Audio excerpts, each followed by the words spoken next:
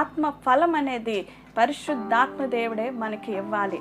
ప్రేమ పరిశుద్ధాత్మ దేవుడి నిండే రావాలి. సంతోషము, సమాధానము, దీర్ఘశాంతము, దయాలత్వము, ఆశానిగ్రహం, ఇవన్నీ కూడా ఆత్మ ఫలముల 9 కూడా మనలో ఉన్నాయంటే, మనతో ఉన్నాయంటే పరిశుద్ధాత్ముడు ఆ ఆత్మఫలము మనకివ్వాలి.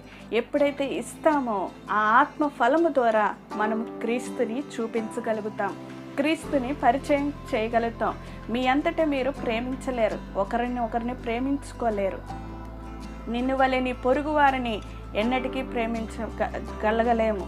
ఎందుకంటే పరిశుద్ధాత్మ దేవుడు క్రియ నీలో ఉంటేనే, పరిశుద్ధాత్ముడు నీలో ఉంటేనే యేసు ప్రేమను మనం చూపించగలుగుతాం, యేసు ప్రేమను మనం పరిచయం చేయగలుగుతాం, సమాధానం అనేది ఇతరులకు ఇవ్వగలుగుతాం, దీర్ఘశాంతము, సహించే గుణము,